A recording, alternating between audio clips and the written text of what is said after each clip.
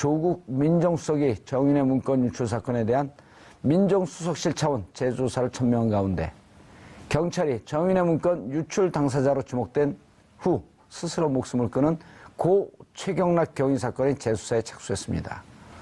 이 문제와 관련해 전문가 세 분 모시고 말씀 나눠보도록 하겠습니다. 장윤선 오마이TV 방송국장 계속 자리 지켜주고 계시고요. 이른바 서초동 저승사자 중에 한 명 이재화 변호사 자리하셨습니다. 예, 안녕하세요. 예, 이재화입니다. 검찰개혁의 쌍칼, 그 중에 한 칼, 이재화 변호사. 한 칼은 또 누구죠? 전 잘 모르겠습니다. 모르겠어요? 예. 최강의 힘을 발휘한다. 최강이 딱 한테 욱 해갖고 최강 욱. 왜 그 사람 칭찬하는 걸 소인배예요? 저는 항상 어제도 이야기했지만 예. 객관적인 사실에 근거해서 합리적인 논평을 하는 사람입니다. 그런데 왜 뭐 저승사자도 아니고요. 그런데 왜 의뢰인은 감옥에 보내요? 감옥 갈 사람만 보냅니다. 자, 차재원 교수 자리하셨습니다. 예, 안녕하세요. 예, 어제 모 방송에서 그 두 분이 검찰 개혁에 대해서 얘기하니까 사람들이 잘 이해하는데 원래 그 자리에 오시기로 하시지 않았어요? 그래서 제가 법조인이 아니라서 네. 그래서 제가 법조인에게 양보를 해야 될 것 같아서. 그 어제 좋은 방송 나오는데 기여한 거네요? 예, 예. 제가 숨은 공모자 중에 한 사람입니다. 예, 차정철이라고 불러드릴게요. 양정철이 아니라 차정철, 이선우태.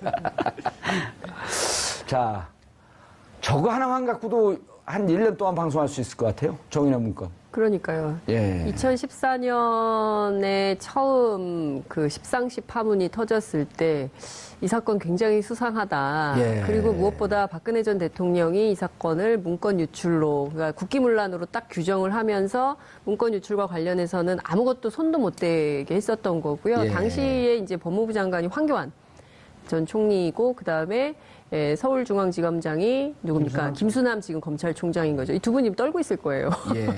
그래서 이 사건에 대해서 처음부터 다시 조사하는 황교안이 법무부 장관이었었나요? 그렇죠. 그 시절에. 예. 그렇기 때문에 이 사건에 대해서 재수사를 해야 된다고 하는 순간부터 두 분은 아마 떨고 있지 않을까라는 생각이 좀 들고 이 사건에 대해서는 진상규명이 반드시 필요한데요. 당시 이 사건 처음 보도했던 세계일보 기자가 정권으로부터 상당히 핍박을 많이 받았습니다. 그래서 심지어 기자인데 품에 칼을 품고 다녔다는 것이고요.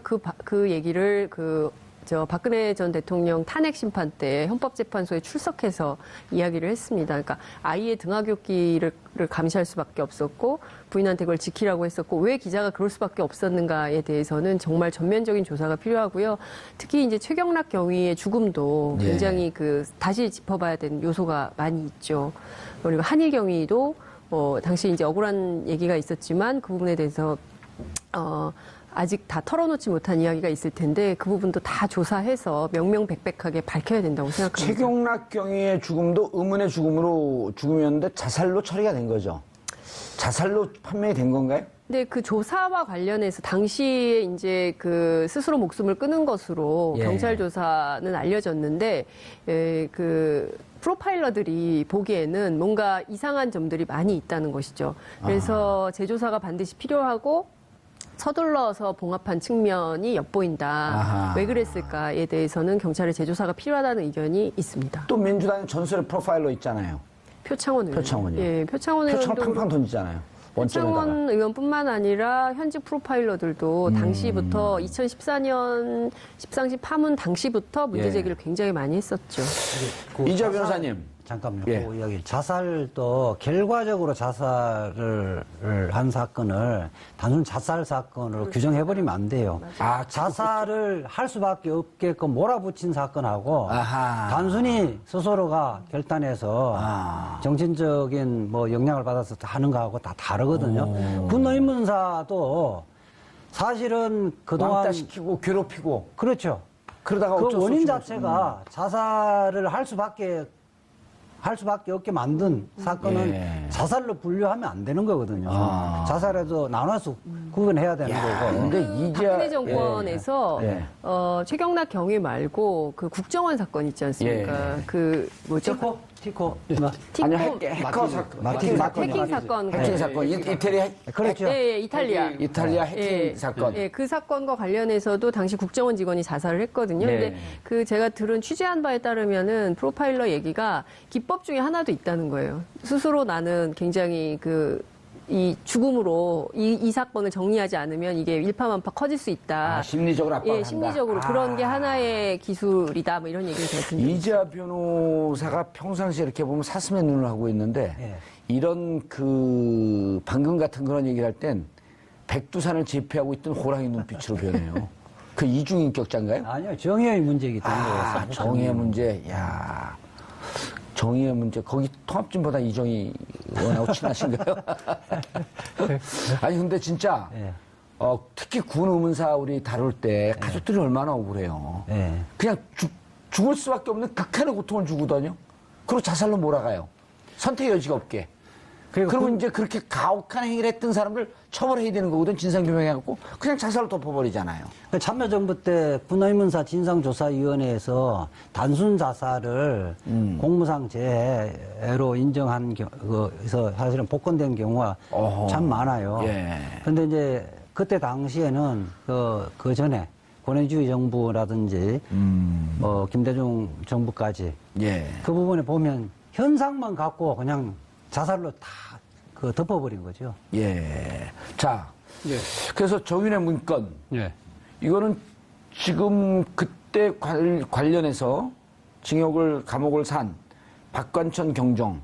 그분이, 한 언론사의 편집 전문위원이 돼 있어요. 그렇습니다, 보니까. 예. 그리고 최근에 예. 5월 15일자로, 이거 재수사에 대해서 글을 썼는데 제가 봤더니, 거의 모든 전말을 상세히 아주 소상하게 기억을 하고 있더라고요. 아무래도 본인이 당사자고 본인의 입장에서는 어떻게 보면 상당히 어떻게 이 지금 최순실 국정농단 게이트의 전조 정상을 제대로 정권에게 워닝 사인을 줬던 당사자 않습니까? 예. 어떻게 보면 정권 입장에서는 표창을 줘야 될 사람을 이게 콩밥을 먹인 거죠. 그런 부분에서 본인이 얼마나 억울하겠습니까? 요즘 감옥에 콩밥 없어졌습니다. 그러니까 우리가 이제 이게 상징적으로. 이제 이야기를 하는 건데요. 예. 어쨌든 그러니까 지금 본인이 그러니까 구속되고 상당히 불이익을 받을 수밖에 없고 지금도 아마 이 본인 지금 명예회복을 위해서 다시 이 부분에 이 부분에서 지금 재판을 진행 중인 걸로 알고 있습니다만은 본인 입장에서는 상당히 진짜 말도 안 되는 그 경우를 당했던 거죠. 그리고 예. 문제는 사실은 본인이 이야기했던 그런 이 국정농단의 그런 본질보다는 말단적이라고 할 수 있는 문건 유출의 경위에 대해서만 검찰 수사가 맞춰졌고 거기에 대해서 자신이 모든 것 덤터기를 쓰고 자신이 정치 희생양이 되는 그런 상황이 상당히 억울했다는 거고요. 앞서도 제가 말씀드렸지만 문제는 자신이 그 박근혜 정부의 가장 큰 문제점을 자신이 정확하게 찍어서 그 경고 사인을 줬는데 그걸 갖다가 받아들이지 못하고 결국 박근혜 정부가 스스로 파멸될 수밖에 없는 이러한 상황에 대해서 그럼 그걸로 박근혜 정부의 파멸은 끝나는 것이 아니라는 거죠. 예. 문제는 그 본말이 전도되는 그 과정에 있어서의 그런 권력의 이상한 작용들 그러한 이것을 단죄하지 않고서는 그러한 사건이 또다시 재발될 수밖에 없다는 그런 측면에서도 검찰 개혁이라든지 예. 뭐 이런 적폐 청산이라든지 그런 실효탄이 차원에서 되는 거죠. 예, 최 정부가 상당히 들여다봐야 될 부분이 아닌가. 알겠습니다. 이재하 변호사님. 예. 이걸 재조사 지시한 것을 어떻게 받아들여야 되나요? 저는 그렇게 보거든요. 그러니까 박근혜 최순실 국정농단 사건을 국가기관이 제대로 작동했다면, 그 사전에 그런 미연에 방지를 할 수 있었던 거 아니겠어요? 그러니까, 근데 민정수석실에서 사실은 자율적으로 조사하는 부분을 틀어버린 거고요. 그 다음에 검찰이 제대로 수사하는 걸 막았던 거 아니에요. 그렇죠. 그러니까 민정수석의 감찰 기능과 검찰의 수사 기능을 다른 그 방향으로 틀어버린 거거든요.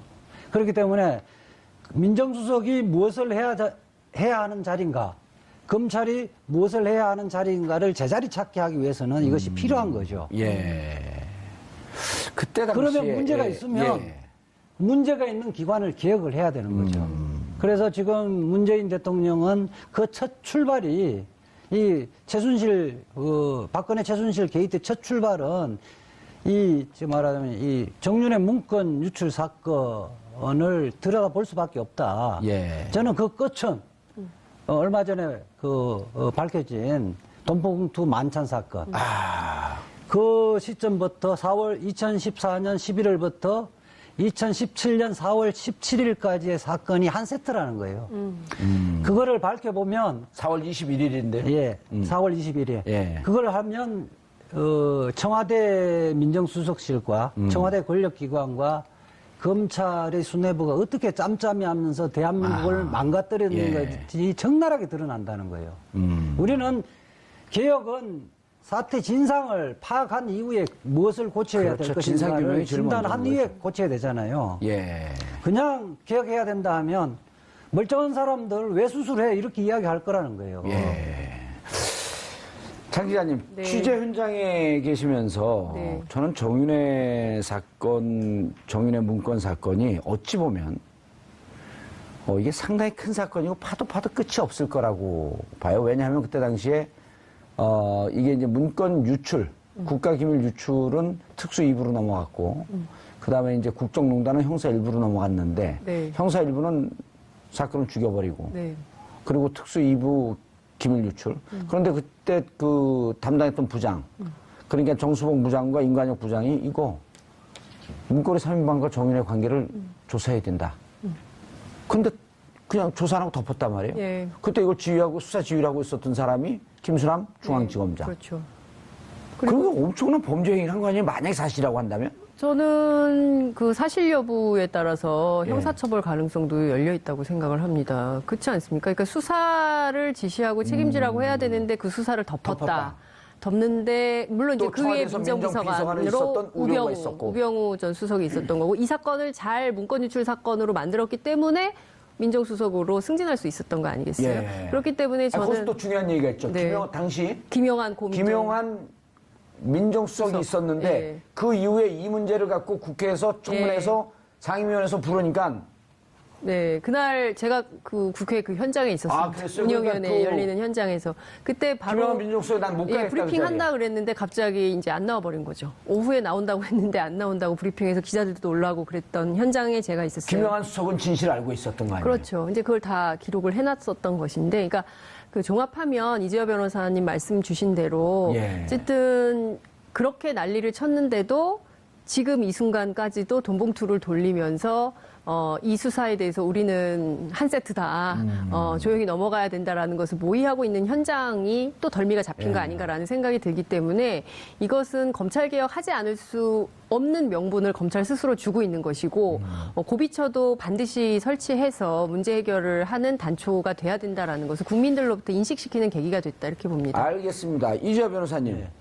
자, 특검 임명했어요. 예. 정윤회 문건 수사시오. 예. 첫 단추를 어디서부터 꿰겠어요? 저는 요번에 4월 21일자 예. 돈봉투 만찬에서 풀 거예요. 아, 가장 가까운 것. 예. 증거 인멸하기 어려운 현황. 그러니까 사실 그날 회동은 저는 그렇게 보거든요. 이제 우리는 살았다. 아, 예, 4월 21일 날 4월 17일 날 박근혜 전 대통령이 구속되고 구속됐고, 우병우가 불구속 구속되면서 우리는 이 사건을 털었다. 털고 우리는 무사하게 귀환을 했다. 그러면서 자축하는 그 파티란 말이에요.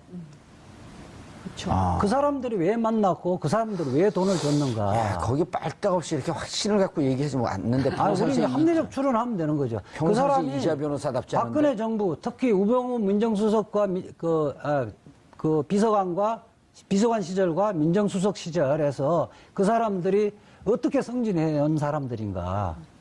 아, 그러네. 예. 2015년에 예. 2015년에 안택은 검찰국장으로 되는 게 2015년이네요. 네.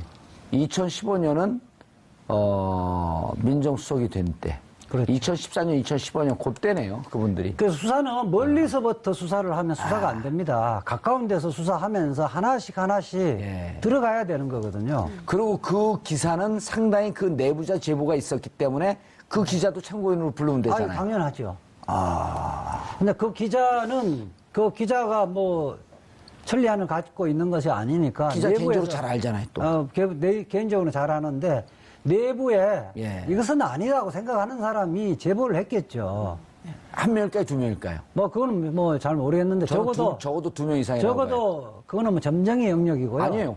50만 원 내지 100만 원도 얼마 받았냐 확인했죠. 그 이제 검사들은 초기 발달을 했기 때문에 봉투 두께를 보고 딱 알죠. 아는데 그래서 안태근 국장이 준 예.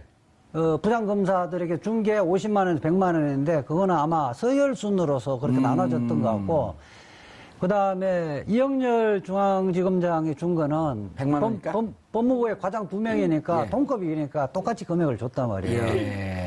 적어도 그리고 또 두 명은 좀 싸니까 그냥 100만 원씩 줘도 되고 6명 줘야 되니까 50만 원도 주는 뭐 거에 하여튼 그거는 뭐 내가 볼 때는 중요한 것 같지는 않고요. 어쨌든 지금 MC를 무시하는 거예요? 때로는 무시해도 될 것 같은데 어쨌든 그 자체가 예. 그 자체가 아주 사실은 뭐 정상적인 검사나 법무부 직원이면 있을 수 없는 자리거든요. 근데 다 또 총 에이스들 아니에요? 정치검찰로서 에이스들이야. 그러니까 뭐 지금 해명하는 것이 뭐 수사비를 특수활동비에서 줬다고 이야기하는데 이영렬 지검장이 수사비를 주려면 수사 열심히 할 때 바로 검찰청에서 주면 되는 건데 법무부의 검찰국장이 수사하는 검사인데 돈 준 예는 한 번도 없어요. 네. 법무부하고 검찰청은 다른 겁니다. 검찰국장이. 법무부 산하의 별도의 청이에요. 감시 감독을 해야 할 예. 지위에 있는 사람이 무슨 수사비를 줍니까? 알겠습니다. 최 교수님. 제가 조금 더 예. 역으로 이야기를 했을 때 이영렬 중앙지검장은 그러면 지금 법무부의 과장들 검찰 과장한테 가면 돈을 줬거든요. 물론 그 다음날 돌려줬다고 하지만 그럼 그것도 옳은 거냐? 그것도 말이 안 되는 거죠. 사실은 앞서 말씀하셨지만 법무부가 감독하는 감청이 쉽게 말하면 검찰청 아닙니까? 예. 그러면 지금 이영렬 중앙지검장은 준 이유가 검찰의 선배로서 줬다. 예. 근데 그것이 지금 본인들은 지금 다 공직을 맡고 있는 분들이에요. 공직인 자리인 거죠. 그리고 특수활동비를 갖고 지금 준 거라고 지금 이야기를 한다면 그러면 이 지금 사적인 관계가 아니라는 우리가 거죠. 최 교수님 또 합리적 추론의 달인 아니에요. 예. 그런데 그 자리에서 적절하지 않은 돈이면 그 자리에서 지검장님 감사의 뜻만 받겠습니다 하고 돌려주거든요. 근데 왜 그 다음날 돌려줬을까요? 그러니까요. 내부에서 센 거를 안 거예요. 안 거죠. 예. 그러니까 그러면 또 그게 또 합리적인 추론을 한다니까. 예. 그 이전에도 그 비슷한 자리들이 있었고 그런 것들이 오갔을 가능성도 배제할 수 없다는 거죠. 그렇죠. 왜? 근데 그 전에는 관행이라 아무런 문제가 그러잖아요. 없었으니까. 예. 이번이 처음이었겠냐는 거예요. 그렇죠. 예, 저는 그동안 관행적으로 이런 일이 있었을 수 있고, 그리고 저는 이해가 안 되는 게 법인카드 다 있지 않습니까? 수사비를 술자리에서 개별적으로 현찰로 나눠준다는 게 있을 수가 없죠. 공적 업무에 요구되는 법인카드로 다 건데. 쓰면 되는데, 그렇죠. 진짜. 기자들은 취재비, 물론 이제 오마이뉴스처럼 열악한 회사는 아니지만 법인카드를 주거든요. 기자들 예. 취재비도. 근데 이제 이거를 뭐 술자리에서 현찰로 이렇게 준다는 것 자체가 정상적이지 않죠. 그리고 이거는 김영란법 위반이에요. 우리 PD가 귀에다 대고 우리도 카드 쓰지 이러네. 교통방송도 카드 쓴답니다. 김영란법 위반 수준이 아니고요. 그래요. 범죄죠, 범죄. 뇌물죄 두 가지 성격이 있는데요. 뇌물죄. 안태근 국장이 예. 그 수사했던 그 부장검사에게 준 거는 사실은 원칙적으로는 사후 수사의 뇌물죄. 단서가 나왔기 때문에 소환해서 피해자 일권을 소환해서 불러야 되거든요. 소환도 안 하고 마무리했기 때문에 사후 뇌물. 내를 좋네. 잘 봐줘서 고맙다. 사후수뢰죄라고 그러죠. 사후수뢰죄라고. 방송에서 내 그다음에 잘 봐줘서 고맙다. 이영렬 중앙지검장이 법무부 과장 2명에게 준 거는 안태근 국장 보고 준 거거든요. 안태근 국장은 뭐냐? 검찰국장은 지금 검찰총장 추천위원회에서 당연직 위원으로 들어가고요. 당연직 위원 중에 제일 말빨이 센 사람입니다. 그거는 내가 당신 사건 잘 정리해줬으니까 이제는 내를 도울 차례다.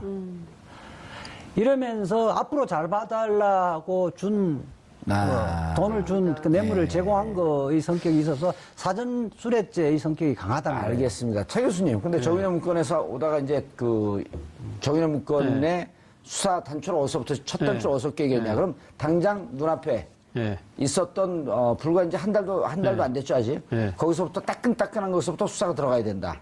이해가 돼요. 근데 정윤회 씨가 뭐라 그랬냐면 허구다. 그리고 언론에다 대고 세게 얘기를 했어요. 조사받겠다. 어떻게 보세요? 본인 입장에서는 본인이 그러니까 국정농단의 실세가 비선이 아니고 예. 자신의 전처였던 최순실 씨가 비선이라는 건 세상 사람이 다 아는 것이 아니냐. 그렇기 때문에 자기는 그때 당시는 나는 이 소위 말해서 그 무슨 강남에 있는 중식당에서 십상시들하고 만났다는 그 내용 아닙니까? 예. 그래서 나는 그 부분은 아니다. 그게 자신이 있다는 거죠. 자신이 비선 실세라니도 비선 두 번째 실세. 그러니까요. 네. 그 정도는 될지 몰라도 내가 그때 당시 이거 국정을 농단하면서 뭐 이권을 챙기고 그런 상황은 아니었다. 그렇기 때문에 그 부분에 대해서 나는 언제든지 조사받을 수 있다는 자신감을 표현한 거라고 봅니다, 나는. 예. 그러나 모르겠습니다. 실제 수사를 해보면 정윤회 씨도 뭐 지금 뭐 여러 가지 또 보도해 보면 여러 가지 이권에 개입했다는 이야기들도 흘러나오고 있기 때문에 예. 과연 그런지 안 그런지는 파봐야 되는 거고요. 일단 지금 드러난 정황으로 봤을 때는 자신이 이렇게 당당하게 이야기할 수 있는 거죠. 근데 문제는 저는 지금 방금 수사 말씀들 하셨는데 과연 이 수사를 누가 할 거냐는 겁니다. 아까 우리 앵커께서 말씀해 특검 이야기 하셨잖아요. 예. 그럼 특검 하려면 특검법을 발의하고 국회 통과돼야 되잖아요. 그게 가능할 수 있겠습니까? 법무부 장관 새로 임명해서 특임 검사가 하면 되는 거 아니에요? 그렇죠. 특임 검사를 해야 되는 거죠. 그러니까 지금 조국 민정수석이 나서서 수사를 하는 게 아니고 재조사를 한다는 거 아닙니까? 예. 재조사를 하지만 강제적 수사권이 없기 때문에 한계에 부딪힐 수밖에 없다는 거죠. 그리고 또 하나는 조국 수석이 나서서 이 문제를 다루게 됐을 경우에는 정치적 구설수에 휘말리면서 일종의 정치적 보복이다 뭐 이러면서 시비 휘말릴 가능성이 있다. 저는 차라리 문재인 대통령이 이런 것을 제대로 파헤칠 수 있는 사람을 법무장관으로 임명을 하고 예. 법무장관이 검찰총장의 수사지휘권을 행사를 하는 거고 그럼 검찰총장이 특임 검사를 임명을 해서 이거 수사를 하는 것이 저는 수사지휘권 행사 안 하겠다 그랬잖아요, 그거는. 그거는 조국 수석이 안 한다는 거예요. 민정수석이 안 하는 거고 예. 법무부 장관은 해야 되죠. 근데 문제는 법무부 장관도 아까 이영렬 이 중앙지검장과 그 검찰국장의 부적절한 이러한 그 만찬을 보면서 드는 느낌은 이제는 법무부도 문민화를 해야 된다는 거예요. 아, 그렇죠. 법무부가 지금 검찰 출신들이 장관, 차관, 검찰국장, 과장까지 다 하니까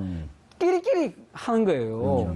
그래서 이 문제를 알겠습니다. 빨리 시정해야 돼요. 예. 문재인 대통령이 그 좀 들여다보자는 취지로 말씀하신 것은 바로 수사를 하라고 지시한 건 아니고요. 예. 이 정윤회 문건 처리 과정에서 어떻게 됐는가에 스크린을 좀 해보라. 경과를 알아야 될 거 아니에요, 일단. 그렇게 해서 이것이 범죄 수준에 이르렀으면 수사 의뢰를 하는 거고 예.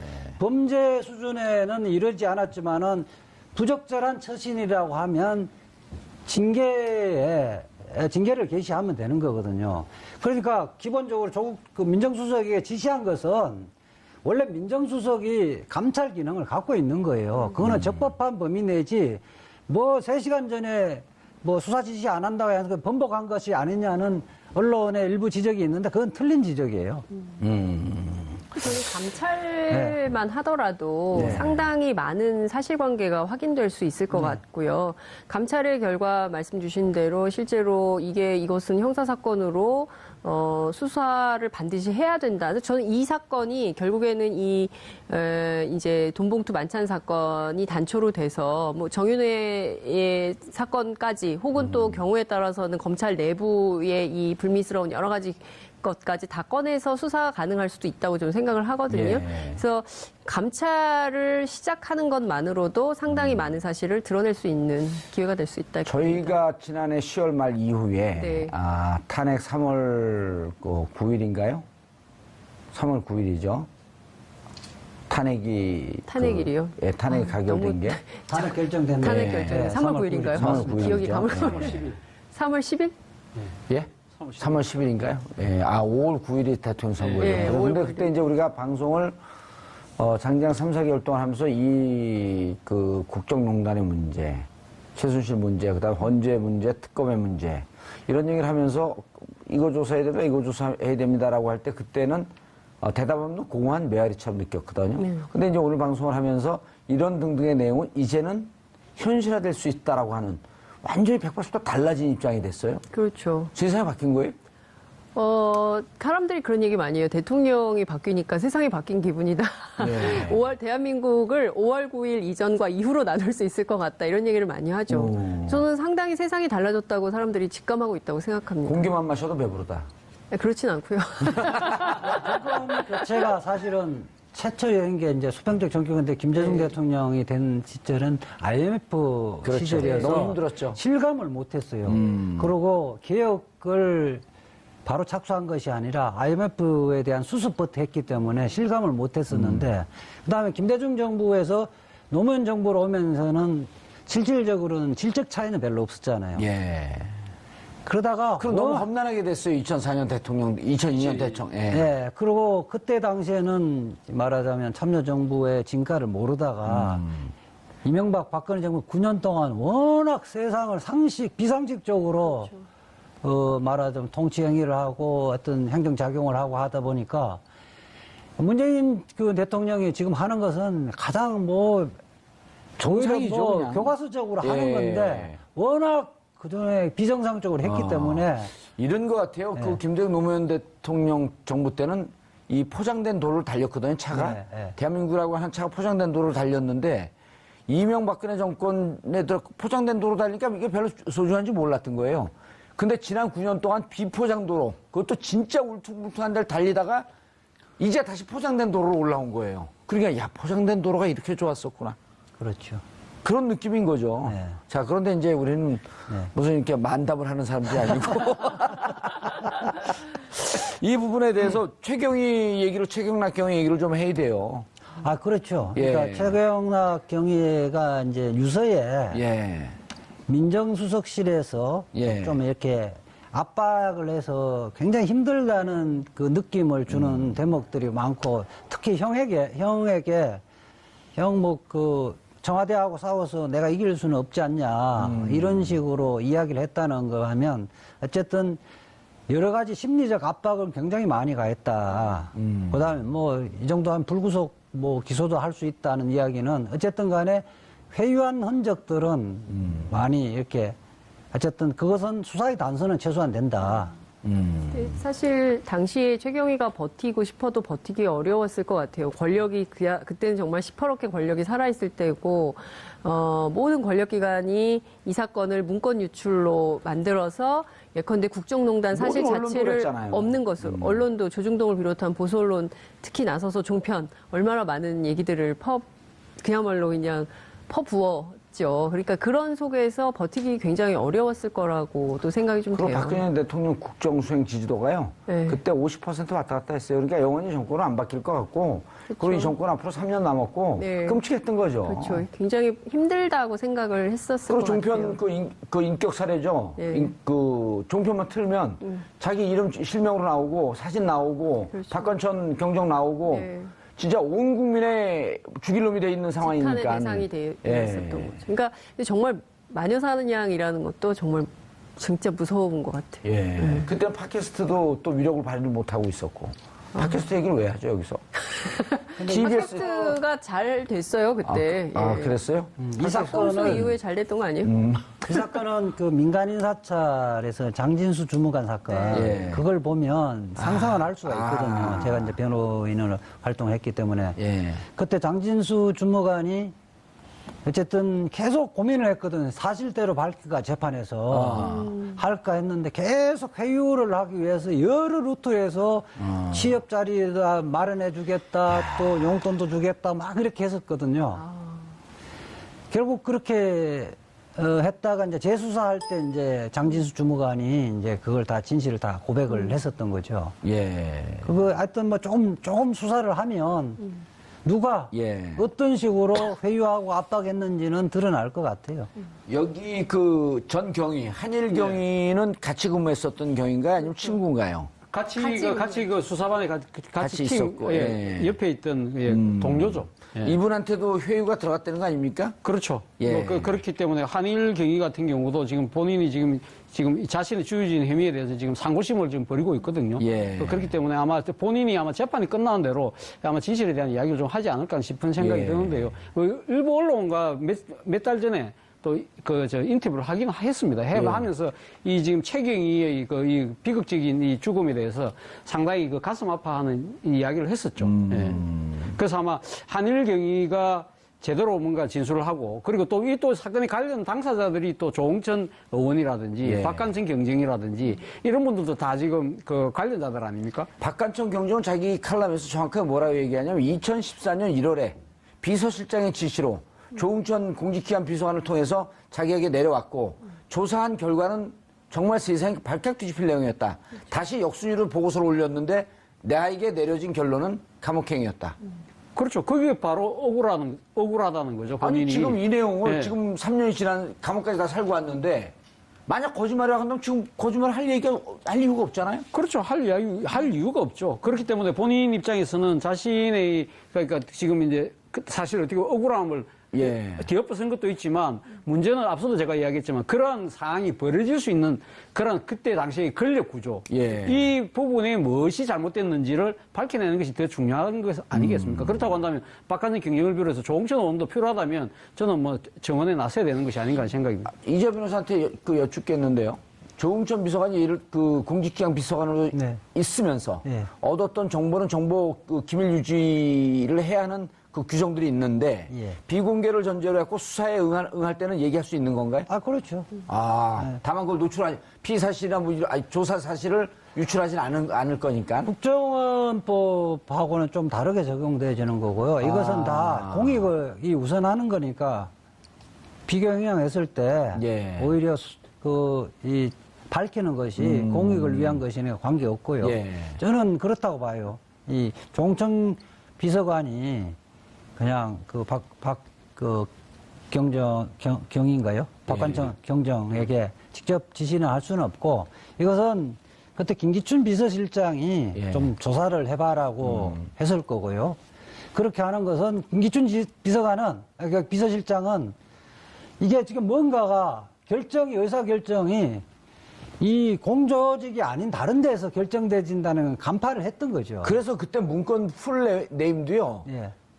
비서실장 교체 등과 관련된 무슨 비선 이거였었어요. 그러니까 김기춘 비서실장 입장에서는 누군가 나를 흔들어서 나를 내쫓으려고 한다라고 하는 이 정보를 포착을 한 거죠. 그러니까 김기춘 비서실장과 문거리 3인과 반간의 일합이었던 건데 조사를 해서 무릎 꿇고 들어간 거네요. 그냥. 그렇게 했다가 보니까 이게 만만한 친구들이 아니다 이래서 꼬리 내려버린 사건이라고 봐야 되고. 예. 그러니까 제가 조홍천 의원에게 들은 얘기도, 그러니까 실제로 들은 게 있어요? 예, 취재를 했죠. 저희가 당시 2014년 이후에 이제 계속 이 사건에 대해서 저희도 취재를 했으니까요. 많이 얘기를 들었는데, 김기춘 비서실장의 지시가 분명히 있었고, 어쨌든 도대체 뭔가 자기가 모르는 가운데 결정되는 게 많고, 그리고 이제 김기춘 비서실장 입장에서? 네, 그런 것에 대해서 궁금했고, 실제로 이건 알아볼 필요가 있다고 판단해서 예. 문고리 3인방이 도대체 무슨 짓을 어떻게 하고 다니는지에 대한 조사가 필요해서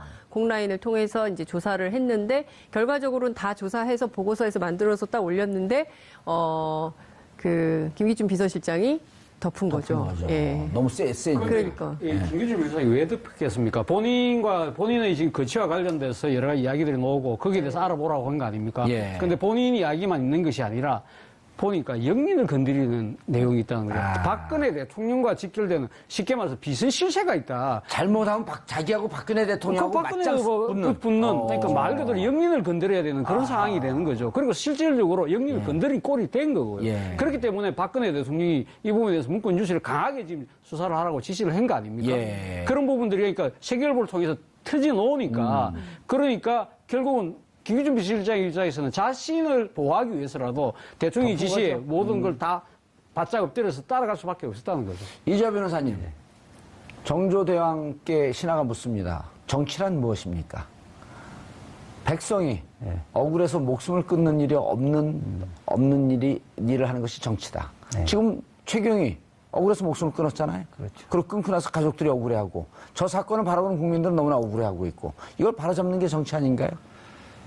정치고 수사죠. 그것이 정의인데, 결국 그 중에 희생된 사람들도 신원이 회복돼야 되겠지만은, 가장 중요한 것은 왜 국정농단을 2년 전에 막을 수가 있었는데, 누가 어떤 덮었느냐. 목적으로 덮었느냐. 그래서 이 나라를 이재경을 만들었는가를 밝히는 게 더욱더 중요한 검찰. 거죠. 예. 그러니까 예컨대 저 꼼짝 마라. 이야기거든요. 아. 그 김기춘 비서실장 처음에는 이 비선실세들이 자기 위에 놀려고 한다. 이렇게 생각해서 했다가 조사 결과를 보니까 이거는 비선실세와 자기하고 싸움이 아니라 그 뒤에 대통령과 비선실세하고 결합되어 있다는 걸 알면서 꼬리를 내는 거란 말이에요. 예. 그러고 그러면 나중에 알겠습니다. 예. 민정수석실도 이 그러면 실상을 제대로 보고를 해야 되는 거고 알겠습니다. 범죄면 수사 의뢰를 했었어요. 예. 그게 이제 검찰 개혁의 신호탄이 되는 그렇죠. 거죠. 예.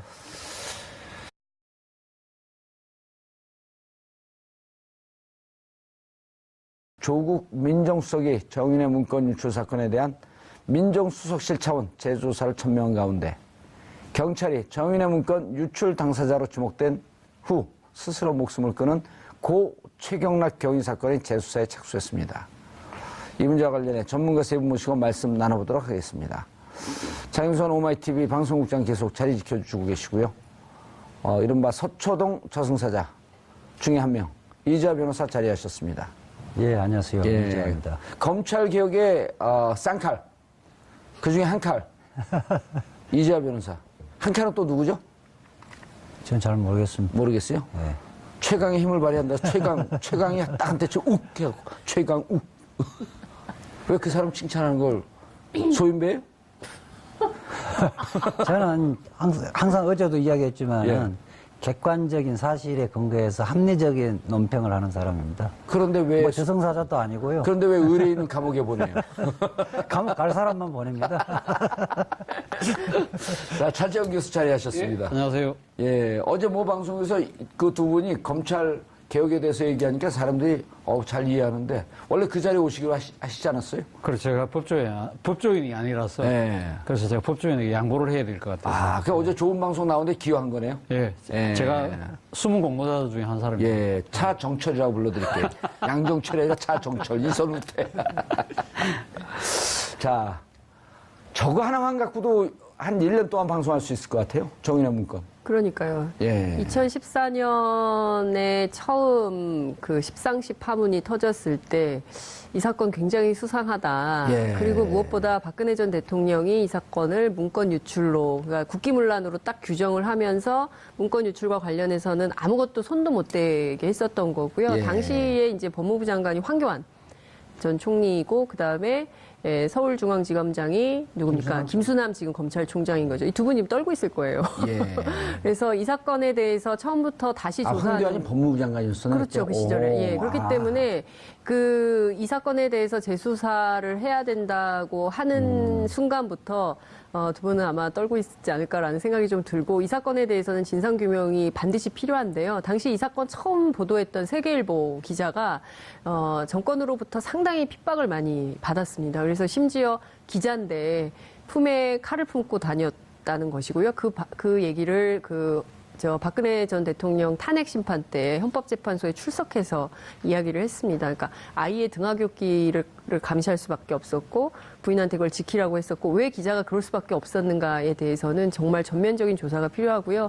특히 이제 최경락 경위의 죽음도 굉장히 다시 짚어봐야 되는 요소가 많이 있죠. 그리고 한일 경위도 당시 이제 억울한 얘기가 있었지만 그 부분에 대해서 아직 다 털어놓지 못한 이야기가 있을 텐데 그 부분도 다 조사해서 명명백백하게 밝혀야 된다고 생각합니다. 최경락 경위의 죽음도 의문의 죽음이었는데 자살로 처리가 된 거죠. 자살로 판명이 된 건가요? 근데 그 조사와 관련해서 당시에 이제 스스로 목숨을 끊은 것으로 경찰 조사는 알려졌는데 프로파일러들이 보기에는 뭔가 이상한 점들이 많이 있다는 것이죠. 그래서 재조사가 반드시 필요하고 서둘러서 봉합한 측면이 엿보인다. 아하. 왜 그랬을까에 대해서는 경찰의 재조사가 필요하다는 의견이 있습니다. 또 민주당의 전설의 프로파일러 있잖아요. 표창원 의원. 표창원이요. 예, 표창원 표창원 의원도 팡팡 던지잖아요. 원점에다가. 표창원 의원뿐만 아니라 현직 프로파일러들도 당시부터 2014년 십상시 파문 당시부터 문제 제기를 굉장히 많이 했었죠. 이재화 변호사님, 잠깐만요. 예. 그 이야기. 자살도 결과적으로 자살을 한 사건을 단순 자살 사건으로 규정해버리면 안 돼요. 자살을 할 수밖에 없게끔 몰아붙인 사건하고 아하. 단순히 스스로가 결단해서 정신적인 뭐 영향을 받아서 하는 거하고 다 다르거든요. 군 의문사도 사실은 그동안 왕따시키고 괴롭히고 그렇죠. 그러다가 그 어쩔 수 원인 없이 자체가 자살을 할 수밖에 없게 만든 사건은 예. 자살로 분류하면 안 되는 거거든요. 자살에도 나눠서 구분해야 되는 거고. 근데 이제 박근혜 정권에서 예. 최경락 경위 말고 그 국정원 사건 있지 않습니까? 예. 그 뭐죠? 티코. 아니 해커 사건 해킹 사건 해킹 사건 이태리 그렇죠. 예, 이탈리아. 이탈리아 해킹 사건 예, 그 사건과 관련해서도 당시 국정원 직원이 자살을 했거든요. 네. 근데 그 제가 들은 취재한 바에 따르면은 프로파일러 얘기가 기법 중에 하나도 있다는 거예요. 스스로 나는 굉장히 이 죽음으로 이 사건을 정리하지 않으면 이게 일파만파 커질 수 있다. 심리적으로 압박을 한다. 심리적으로 그런 게 하나의 기술이다. 뭐 이런 얘기를 제가 든 적이 있어요. 이재하 변호사가 평상시에 이렇게 보면 사슴의 눈을 하고 있는데 예. 이런 방금 같은 그런 얘기를 할 땐 백두산을 제패하고 있던 호랑이 눈빛으로 변해요. 그 이중인격자인가요? 아니요, 정의의 문제이기 때문에. 정의의 문제. 야, 정의의 문제. 거기 통합진보다 이정희 의원하고 친하신가요? 아니 근데 진짜 예. 특히 군 의문사 우리 다룰 때 가족들이 얼마나 억울해요. 예. 그냥 죽을 수밖에 없는 극한의 고통을 주거든요. 그리고 자살로 몰아가요. 선택의 여지가 없게. 그리고 이제 그렇게 가혹한 행위를 했던 사람들 처벌해야 되는 거거든. 진상규명해갖고 그냥 자살로 덮어버리잖아요. 참여정부 때 군의문사 진상조사위원회에서 단순 자살을 공무상 재해로 인정한 그래서 사실은 복권된 경우가 참 많아요. 예. 근데 이제 그때 당시에는 그 전에 권위주의 정부라든지 뭐 김대중 종합하면 이재하 변호사님 말씀 주신 대로 예. 어쨌든 그렇게 난리를 쳤는데도 지금 이 순간까지도 돈봉투를 돌리면서 이 수사에 대해서 우리는 한 세트다. 조용히 넘어가야 된다라는 것을 모의하고 있는 현장이 또 덜미가 잡힌 거 아닌가라는 생각이 들기 때문에 이것은 검찰개혁하지 않을 수 없는 명분을 검찰 스스로 주고 있는 것이고 고비처도 반드시 설치해서 문제 해결을 하는 단초가 돼야 된다라는 것을 국민들로부터 인식시키는 계기가 됐다 이렇게 봅니다. 알겠습니다. 이재하 변호사님. 자, 특검 임명했어요. 예. 정인의 문건 수사시오. 예. 첫 단추를 어디서부터 깨겠어요? 저는 요번에 4월 21일자 예. 돈봉투 만찬에서 풀 거예요. 가장 가까운 것. 예. 증거 인멸하기 어려운 현황. 그러니까 그날 회동은 저는 그렇게 보거든요. 이제 우리는 살았다. 4월 21일 날 4월 17일 날 박근혜 전 대통령이 구속되고 우병우 불구속 구속되면서 우리는 이 사건을 털었다. 털고 우리는 무사하게 귀환을 했다. 그러면서 자축하는 그 파티란 말이에요. 그렇죠. 그 사람들이 왜 만났고 그 사람들이 왜 돈을 줬는가. 거기 빨딱없이 이렇게 확신을 갖고 얘기하지 않는데 우리는 합리적 추론하면 되는 거죠. 그 사람이 이재하 변호사답지 않은데. 박근혜 정부 특히 우병우 민정수석과 그 비서관 시절과 민정수석 시절에서 그 사람들이 어떻게 승진해 온 사람들인가. 그러네. 2015년에 예. 2015년에 안택은 검찰국장으로 되는 게 2015년이네요. 네. 2015년은 민정수석이 된 때. 그렇죠. 2014년, 2015년 그때네요. 그분들이. 그래서 수사는 멀리서부터 수사를 하면 수사가 안 됩니다. 가까운 데서 수사하면서 하나씩 예. 들어가야 되는 거거든요. 그리고 그 기사는 상당히 그 내부자 제보가 있었기 때문에 그 기자도 참고인으로 부르면 되잖아요. 당연하죠. 근데 그 기자가 뭐 천리안을 갖고 있는 것이 아니니까. 기자 개인적으로 잘 알잖아요, 또. 개인적으로 잘 아는데 내부에 예. 이것은 아니라고 생각하는 사람이 제보를 했겠죠. 한 명일까요, 두 명일까요? 뭐 그건 뭐 잘 모르겠는데 적어도 두 명 이상이 나와요. 적어도 그거는 뭐 점쟁이 영역이고요. 아니에요. 50만 원 내지 100만 원도 얼마 받았냐 확인했죠. 이제 검사들은 초기 발달을 했기 때문에 봉투 두께를 보고 딱 알죠. 아는데 그러니까 안태근 국장이 준 예. 부장검사들에게 준 게 50만 원에서 100만 원인데 그거는 아마 서열순으로서 그렇게 나눠졌던 것 같고 그 다음에 이영렬 중앙지검장이 준 거는 100만 원이니까? 법무부의 과장 2명이니까 예. 동급이니까 똑같이 금액을 줬단 말이에요. 예. 적어도 아, 또 2명은 좀 싸니까 그냥 100만 원씩 줘도 되고 6명 줘야 되니까 50만 원도 준다는 뭐 거 하여튼 그거는 뭐 내가 볼 때는 중요한 것 같지는 않고요. 어쨌든 지금 MC를 무시하는 거예요? 때로는 무시해도 될 것 같은데 어쨌든 그 자체가 예. 그 자체가 아주 사실은 뭐 정상적인 검사나 법무부 직원이면 있을 수 없는 자리거든요. 근데 다 또 총 에이스들 아니에요? 정치검찰로서 에이스들이야. 그러니까 뭐 지금 해명하는 것이 뭐 수사비를 특수활동비에서 줬다고 이야기하는데 이영렬 지검장이 수사비를 주려면 수사 열심히 할 때 바로 검찰청에서 주면 되는 건데 법무부의 검찰국장이 수사하는 검사인데 돈 준 예는 한 번도 없어요. 법무부하고 검찰청은 다른 겁니다. 검찰국장이. 법무부 산하의 별도의 청이에요. 감시 감독을 해야 할 예. 지위에 있는 사람이 무슨 수사비를 줍니까? 알겠습니다. 최 교수님. 제가 조금 더 예. 역으로 이야기를 했을 때 이영렬 감 중앙지검장은 그러면 지금 법무부의 과장들 검찰 과장한테 가면 돈을 줬거든요. 물론 그 다음날 돌려줬다고 하지만 그럼 그것도 옳은 거냐? 그것도 말이 안 되는 거죠. 사실 앞서 말씀하셨지만 법무부가 감독하는 감청이 쉽게 말하면 검찰청 아닙니까? 예. 그러면 지금 이영렬 중앙지검장은 준 이유가 검찰의 선배로서 줬다. 예. 근데 그것이 지금 본인들은 지금 다 공직을 맡고 있는 분들이에요. 공적인 자리인 예. 거죠. 그리고 특수활동비를 갖고 지금 준 거라고 지금 이야기를 한다면 예. 그러면 이 지금 사적인 관계가 아니라는 우리가 거죠. 최 교수님 또 합리적 추론의 달인 아니에요. 아, 예. 그런데 그 자리에서 적절하지 않은 돈이면 그 자리에서 지검장님 감사의 뜻만 받겠습니다 하고 돌려주거든요. 근데 왜 그 다음날 돌려줬을까요? 그러니까요. 내부에서 센 거를 안 거예요. 안 거죠. 예. 그러니까 그러면 또 그게 또 합리적인 추론을 한다면 예. 그 이전에도 그 비슷한 자리들이 있었고 그런 것들이 오갔을 가능성도 배제할 수 없다는 거죠. 그렇죠. 왜? 근데 그 전에는 아무런 문제가 그러잖아요. 없었으니까. 예. 이번이 처음이었겠냐는 거예요. 그렇죠.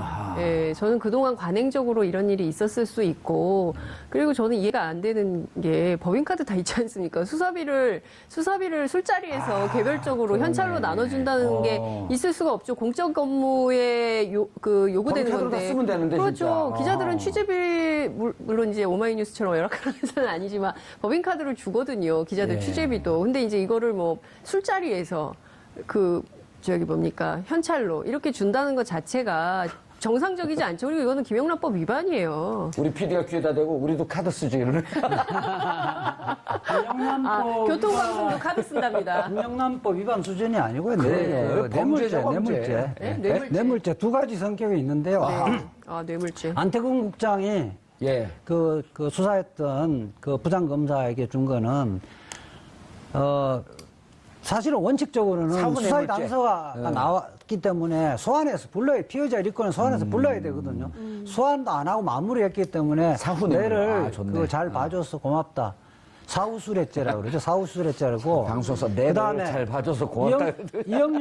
이영렬 중앙지검장이 법무부 과장 2명에게 준 거는 안태근 국장 보고 준 거거든요. 안태근 국장은 뭐냐? 검찰국장은 예. 지금 검찰총장 추천위원회. 추천위원회에서 당연직 위원으로 들어가고요. 당연직 위원 중에 제일 말빨이 센 사람입니다. 그거는 내가 당신 사건 잘 정리해줬으니까 이제는 내를 도울 차례다.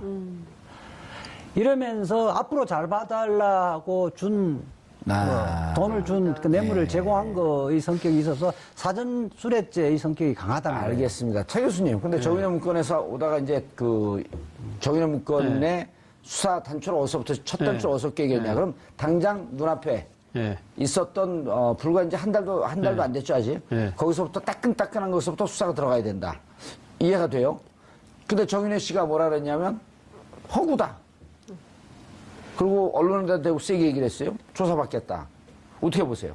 본인 입장에서는 본인이 그러니까 국정농단의 실세가 비선이 아니고 예. 자신의 전처였던 최순실 씨가 비선이라는 건 세상 사람이 다 아는 것이 아니냐. 그렇기 때문에 자기는 그때 당시는 나는 이 소위 말해서 그 무슨 강남에 있는 중식당에서 십상시들하고 만났다는 그 내용 아닙니까? 예. 그래서 나는 그 부분은 아니다. 그게 자신이 있다는 거죠. 비선 실세는 아니도 비선 두 번째 실세. 그러니까요. 네. 그 정도는 될지 몰라도 내가 그때 당시 이거 국정을 농단하면서 뭐 이권을 챙기고 그런 상황은 아니었다. 그렇기 때문에 그 부분에 대해서 나는 언제든지 조사받을 수 있다는 자신감을 표현한 거라고 봅니다만은. 예. 그러나 모르겠습니다. 실제 수사를 해보면 정윤회 씨도 뭐 지금 뭐 여러 가지 또 보도해 보면 여러 가지 이권에 개입했다는 이야기들도 흘러나오고 있기 때문에 예. 과연 그런지 안 그런지는 봐봐야 되는 거고요. 일단 지금 드러난 정황으로 봤을 때는 자신이 이렇게 당당하게 이야기할 수 있는 거죠. 근데 문제는 저는 지금 방금 수사 말씀들 하셨는데 과연 이 수사를 누가 할 거냐는 겁니다. 아까 우리 앵커께서 말씀해 특검 이야기 하셨잖아요. 예. 그럼 특검 하려면 특검법을 발의하고 국회 통과돼야 되잖아요. 그게 가능할 수 있겠습니까? 법무부 장관 새로 임명해서 특임 검사가 하면 되는 거 아닙니까? 그렇죠. 특임 검사를 해야 되는 거죠. 그러니까 지금 조국 민정수석이 나서서 수사를 하는 게 아니고 재조사를 한다는 거 아닙니까? 예. 재조사를 하지만 강제적 수사권이 없기 때문에 한계에 부딪힐 수밖에 없다는 거죠. 그리고 또 하나는 조국 수석이 나서서 이 문제를 다루게 됐을 경우에는 정치적 구설수에 휘말리면서 일종의 정치적 보복이다 뭐 이러면서 시비에 휘말릴 가능성이 있다. 저는 차라리 문재인 대통령이 이런 것을 제대로 파헤칠 수 있는 사람을 법무장관으로 임명을 하고 예. 법무장관이 검찰총장의 수사지휘권을 행사를 하는 거고 그럼 검찰총장이 특임 검사를 임명을 해서 이거 수사를 하는 것이 저는 수사지휘권 행사 안 하겠다 그랬잖아요, 그거는. 그거는 조국 수석이 안 한다는 거예요. 민정수석이 안 하는 거고 예. 법무부 장관은 해야 되죠. 근데 문제는 법무부 장관도 아까 이영렬 이 중앙지검장과 검찰국장의 부적절한 이러한 만찬을 보면서 드는 느낌은 이제는 법무부도 문민화를 해야 된다는 거예요. 아, 그렇죠. 법무부가 지금 검사 출신들이 장관, 차관, 검찰국장, 과장까지 다 하니까 끼리끼리 하는 거예요. 그래서 이 문제를 알겠습니다. 빨리 시정해야 돼요. 예. 문재인 대통령이 좀 들여다보자는 취지로 말씀하신 것은 바로 수사를 하라고 지시한 건 아니고요. 예. 이 정윤회 문건 처리 과정에서 어떻게 됐는가에 스크린을 좀 해보라. 경과를 알아야 될 거 아니에요, 일단. 그렇게 해서 이것이 범죄 수준에 이르렀으면 수사 의뢰를 하는 거고 예. 범죄 수준에는 이르지 않았지만은 부적절한 처신이라고 하면 징계를 개시하면 되는 거거든요. 그러니까 기본적으로 조국 민정수석에게 지시한 것은 원래 민정수석이 감찰 기능을 갖고 있는 거예요. 그거는 적법한 범위 내지 3시간 전에 수사 지시 안 한다고 해서 번복한 것이 아니냐는 언론의 일부 지적이 있는데 그건 틀린 지적이에요. 저는 감찰만 하더라도 네. 상당히 많은 사실관계가 확인될 수 있을 것 같고요. 감찰의 결과 말씀 주신 대로 실제로 이것은 형사사건으로 수사를 반드시 해야 된다. 저는 이 사건이 결국에는 이제 돈봉투 만찬 사건이 단초로 돼서 정윤회의 사건까지 혹은 또 경우에 따라서는 검찰 내부의 이 불미스러운 여러 가지 것까지 다 꺼내서 수사가 가능할 수도 있다고 좀 생각을 하거든요. 예. 그래서 감찰을 시작하는 것만으로도 상당히 많은 사실을 드러낼 수 있는 기회가 될 수 있다. 저희가 지난해 10월 말 이후에 네. 탄핵 3월 9일인가요? 3월 9일이죠. 탄핵일이요? 예, 탄핵이 가결된 게. 탄핵 결정된 탄핵 결정이 3월 9일인가요? 3월 9일 기억이 이죠. 가물가물. 3월 10일? 예? 3월 10일인가요? 예. 5월 9일이 대통령 선거예요. 예, 그런데 5월 그때 이제 우리가 방송을 장장 3, 4개월 동안 하면서 국정농단의 문제, 최순실 문제, 그다음 헌재 문제, 특검의 문제 이런 얘기를 하면서 이거 조사해야 된다, 이거 조사해야 됩니다라고 할 때 그때는 대답 없는 공허한 메아리처럼 느꼈거든요. 네. 근데 이제 오늘 방송을 하면서 이런 등등의 내용은 이제는 현실화될 수 있다라고 하는 완전히 180도 달라진 입장이 됐어요. 그렇죠. 세상이 바뀐 거예요? 사람들이 그런 얘기 많이 해요. 대통령이 바뀌니까 세상이 바뀐 기분이다. 예. 대한민국을 5월 9일 이전과 이후로 나눌 수 있을 것 같다. 이런 얘기를 많이 하죠. 저는 상당히 세상이 달라졌다고 사람들이 직감하고 있다고 생각합니다. 공기만 마셔도 배부르다. 그렇진 않고요. 정권 교체가 사실은 최초인 게 이제 수평적 정권인데 김대중 대통령이 된 시절은 IMF 그렇죠. 시절이어서 너무 힘들었죠. 실감을 못했어요. 그리고 개혁을 바로 착수한 것이 아니라 IMF에 대한 수습부터 했기 때문에 실감을 못했었는데 그다음에 김대중 정부에서 노무현 정부로 오면서는 실질적으로는 질적 차이는 별로 없었잖아요. 예. 그러다가 그럼 너무 험난하게 됐어요. 2004년 대통령, 2002년 대통령. 예. 네, 그리고 그때 당시에는 말하자면 참여정부의 진가를 모르다가 이명박 박근혜 정부 9년 동안 워낙 세상을 비상식적으로 말하자면 통치 행위를 하고 어떤 행정작용을 하고 하다 보니까 문재인 그 대통령이 지금 하는 것은 가장 오히려 정상이죠, 그냥. 교과서적으로 예. 하는 건데 워낙 그전에 비정상적으로 했기 때문에 이런 것 같아요. 그 김대중 노무현 대통령 정부 때는 이 포장된 도로를 달렸거든요, 차가. 네, 네. 대한민국이라고 하는 차가 포장된 도로를 달렸는데 이명박근혜 정권에 들어 포장된 도로 달리니까 이게 별로 소중한지 몰랐던 거예요. 근데 지난 9년 동안 비포장 도로, 그것도 진짜 울퉁불퉁한 데를 달리다가 이제 다시 포장된 도로로 올라온 거예요. 그러니까 야, 포장된 도로가 이렇게 좋았었구나. 그렇죠. 그런 느낌인 거죠. 네. 자, 그런데 이제 우리는 무슨 이렇게 만담을 하는 사람들이 아니고. 이 부분에 대해서 최경락 경위 얘기를 좀 해야 돼요. 아, 그렇죠. 예. 그러니까 최경락 경위가 이제 유서에 예. 민정수석실에서 예. 좀 이렇게 압박을 해서 굉장히 힘들다는 그 느낌을 주는 대목들이 많고 특히 형에게 형 뭐 그 청와대하고 싸워서 내가 이길 수는 없지 않냐 이런 식으로 이야기를 했다는 거 하면 어쨌든 여러 가지 심리적 압박을 굉장히 많이 가했다. 그다음에 뭐 이 정도 한 불구속 뭐 기소도 할 수 있다는 이야기는 어쨌든 간에 회유한 흔적들은 많이 이렇게 어쨌든 그것은 수사의 단서는 최소한 된다. 네, 사실 당시에 최경희가 버티고 싶어도 버티기 어려웠을 것 같아요. 권력이 그때는 정말 시퍼렇게 권력이 살아있을 때고 모든 권력기관이 이 사건을 문건 유출로 만들어서 예컨대 국정농단 사실 모든 언론도 자체를 그랬잖아요. 없는 것으로 언론도 조중동을 비롯한 보수 언론 특히 나서서 종편 얼마나 많은 얘기들을 그야말로 그냥 퍼부었죠. 그러니까 그런 속에서 버티기 굉장히 어려웠을 거라고 또 생각이 좀 그리고 돼요. 박근혜 대통령 국정수행 지지도가요. 네. 그때 50% 왔다 갔다 했어요. 그러니까 영원히 정권은 안 바뀔 것 같고. 그리고 이 정권 앞으로 3년 남았고. 네. 끔찍했던 거죠. 그렇죠. 굉장히 힘들다고 생각을 했었을 것 그리고 같아요. 종편 그 인격 사례죠. 네. 그 종편만 틀면 자기 이름 실명으로 나오고 사진 나오고 그렇죠. 박관천 경정 나오고 네. 진짜 온 국민의 죽일 놈이 돼 있는 상황이니까. 직한의 대상이 되었었던 거죠. 그러니까 근데 정말 마녀 사는 양이라는 것도 정말 진짜 무서운 것 같아요. 예. 그때는 팟캐스트도 또 위력을 발휘 못하고 있었고. 팟캐스트 얘기를 왜 하죠, 여기서? 팟캐스트가 잘 됐어요, 그때. 아, 예. 그랬어요? 이 꼼수 사건은 이후에 잘 됐던 거 아니에요? 이 사건은 그 민간인 사찰에서 장진수 주무관 사건 예. 그걸 보면 상상을 할 수가 있거든요. 제가 이제 변호인으로 활동했기 때문에 예. 그때 장진수 주무관이 어쨌든 계속 고민을 했거든. 사실대로 밝힐까 재판에서 할까 했는데 계속 회유를 하기 위해서 여러 루트에서 취업 자리다 마련해 주겠다, 또 용돈도 주겠다 막 그렇게 했었거든요. 결국 그렇게 했다가 이제 재수사할 때 이제 장진수 주무관이 이제 그걸 다 진실을 다 고백을 했었던 거죠. 예. 그거 하여튼 뭐 조금 수사를 하면 누가 예. 어떤 식으로 회유하고 압박했는지는 드러날 것 같아요. 여기 그 전 경위, 한일 경위는 같이 근무했었던 경위인가요? 아니면 친구인가요? 같이 그 수사반에 같이 팀, 있었고, 예. 옆에 있던 동료죠. 예. 이분한테도 회유가 들어갔다는 거 아닙니까? 그렇죠. 예. 그렇기 때문에 한일 경위 같은 경우도 지금 본인이 지금 자신의 주유진 혐의에 대해서 지금 상고심을 지금 벌이고 있거든요. 예. 그렇기 때문에 아마 본인이 아마 재판이 끝나는 대로 아마 진실에 대한 이야기를 좀 하지 않을까 싶은 생각이 예. 드는데요. 일부 언론과 몇 달 전에 또 인터뷰를 하긴 했습니다. 하면서 이 지금 최경희의 이 비극적인 이 죽음에 대해서 상당히 그 가슴 아파하는 이야기를 했었죠. 예.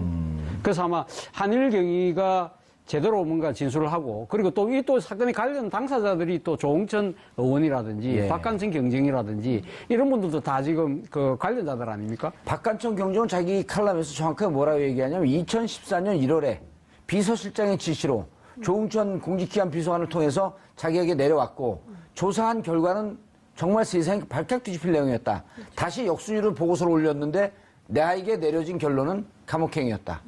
그렇죠. 그게 바로 억울하다는 거죠. 본인이. 아니 지금 이 내용을 예. 지금 3년이 지난 감옥까지 다 살고 왔는데 만약 거짓말을 한다면 지금 거짓말 할 이유가 없잖아요. 그렇죠. 할 이유가 없죠. 그렇기 때문에 본인 입장에서는 자신의, 그러니까 지금 이제 사실 어떻게 억울함을 예. 뒤엎어선 것도 있지만 문제는 앞서도 제가 이야기했지만 그러한 상황이 벌어질 수 있는 그런 그때 당시의 권력 구조. 예. 이 부분에 무엇이 잘못됐는지를 밝혀내는 것이 더 중요한 것 아니겠습니까? 그렇다고 한다면 박한진 경영을 비롯해서 조홍천 의원도 필요하다면 저는 뭐 정원에 나서야 되는 것이 아닌가 하는 생각입니다. 이재 변호사한테 여쭙겠는데요.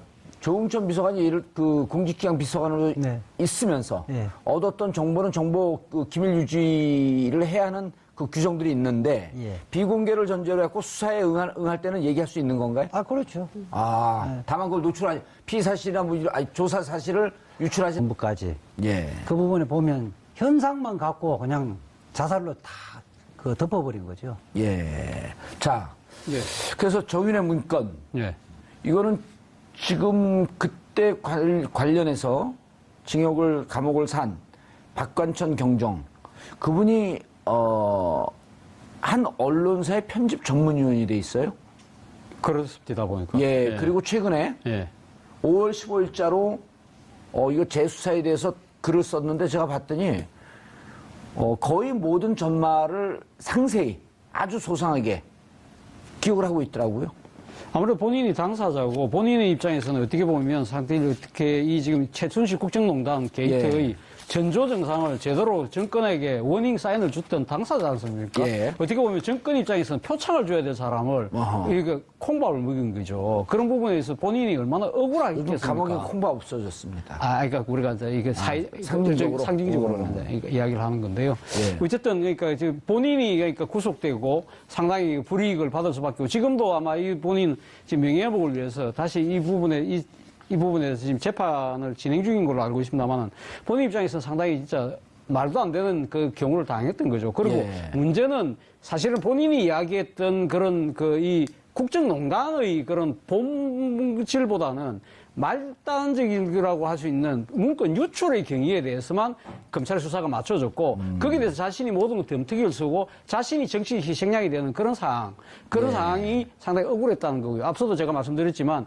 문제는 자신이 이 박근혜 정부의 가장 큰 문제점을 자신이 정확하게 찍어서 경고 사인을 줬는데 그걸 갖다가 받아들이지 못하고 결국 박근혜 정부가 스스로 파멸될 수밖에 없는 이러한 상황에 대해서 그럼 그걸로 박근혜 정부의 파멸은 끝나는 것이 아니라는 거죠. 예. 문제는 그 본질이 본말이 전도되는 그 과정에 있어서의 그런 권력의 이상한 작용들 그러한 이것을 단죄하지 않고서는 그러한 사건이 또다시 재발될 수밖에 없다는 그런 측면에서도 검찰 개혁이라든지 예. 뭐 여러 적폐청산이라든지 그런 차원에서 실효탄이 되는 거죠. 예, 최 정부가 상당히 들여다봐야 될 부분이 아닌가. 알겠습니다. 이재 변호사님, 예. 이걸 재조사 지시한 것을 어떻게 받아들여야 되나요?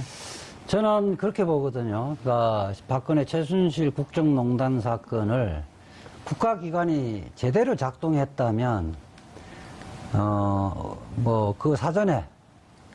그 사전에 그런 미연에 방지를 할 수 있었던 거 아니겠어요? 그러니까 근데 민정수석실에서 사실은 자율적으로 조사하는 부분을 틀어버린 거고요. 그 다음에 검찰이 제대로 수사하는 걸 막았던 거 아니에요. 그렇죠. 그러니까 민정수석의 감찰 기능과 검찰의 수사 기능을 다른 방향으로 틀어버린 거거든요. 그렇기 때문에 민정수석이 무엇을 해야 하는 자리인가, 검찰이 무엇을 해야 하는 자리인가를 제자리 찾게 하기 위해서는 이것이 필요한 거죠. 예. 그때 당시에 그러면 문제가 있으면 문제가 있는 기관을 개혁을 해야 되는 거죠. 그래서 지금 문재인 대통령은 그 첫 출발이 이 박근혜 최순실 게이트 첫 출발은 말하자면 이 정윤의 문건 유출 사건을 들여다볼 수밖에 없다. 예. 저는 그 끝은 얼마 전에 밝혀진 돈봉투 만찬 사건. 그 시점부터 2014년 11월부터 2017년 4월 17일까지의 사건이 한 세트라는 거예요. 그거를 밝혀보면 4월 21일인데. 예, 4월 21일. 예. 그걸 하면 청와대 민정수석실과 청와대 권력기관과 검찰의 수뇌부가 어떻게 짬짬이 하면서 대한민국을 망가뜨렸는지 적나라하게 드러난다는 거예요. 우리는 개혁은 사태 진상을 파악한 이후에 무엇을 고쳐야 될 것인가를 진단한 이후에 고쳐야 되잖아요. 예. 그냥 개혁해야 된다 하면 멀쩡한 사람들 왜 수술해 이렇게 이야기할 거라는 거예요. 예. 장 기자님, 네. 취재 현장에 계시면서 네. 저는 정윤회 사건, 정윤회 문건 사건이 어찌 보면 이게 상당히 큰 사건이고 파도 끝이 없을 거라고 봐요. 왜냐하면 그때 당시에 이게 이제 문건 유출, 국가기밀 유출은 특수 2부로 넘어갔고, 그 다음에 이제 국정농단은 형사 1부로 넘어갔는데, 네. 형사 1부는 사건을 죽여버리고, 네. 그리고 특수 2부 기밀 유출. 그런데 그때 그 담당했던 부장, 그러니까 정수봉 부장과 임관혁 부장이 이거 문고리 3인방과 정윤의 관계를 조사해야 된다. 근데 그냥 조사 안 하고 덮었단 말이에요. 예. 그때 이걸 지휘하고 수사 지휘를 하고 있었던 사람이 김수남 중앙지검장. 그렇죠. 그리고 엄청난 범죄 행위를 한 거 아니에요? 만약에 사실이라고 한다면? 저는 그 사실 여부에 따라서 예. 형사처벌 가능성도 열려 있다고 생각을 합니다. 그렇지 않습니까? 그러니까 수사를 지시하고 책임지라고 해야 되는데 그 수사를 덮었다. 덮는데 물론 이제 또 그 위에 청와대에서 민정비서관으로 있었던 우병우가 있었고. 우병우 전 수석이 있었던 거고 이 사건을 잘 문건 유출 사건으로 만들었기 때문에 민정수석으로 승진할 수 있었던 거 아니겠어요? 예. 그렇기 때문에 저는 거기서 또 중요한 얘기가 있죠. 네. 당시 김영한 고민정 김영한 민정수석이 수석. 있었는데 예. 그 이후에 이 문제를 갖고 국회에서 청문회에서 상임위원회에서 부르니까 네, 그날 제가 그 국회 그 현장에 있었습니다. 아, 그랬어요? 운영위원회 그러니까 그 열리는 현장에서 그때 바로 김영한 민정수석이 난 못 가겠다. 브리핑 한다 그랬는데 갑자기 이제 안 나와버린 거죠. 오후에 나온다고 했는데 안 나온다고 브리핑해서 기자들도 올라오고 그랬던 현장에 제가 있었어요. 김영한 수석은 진실을 알고 있었던 거 아니에요? 그렇죠. 이제 그걸 다 기록을 해놨었던 것인데, 그러니까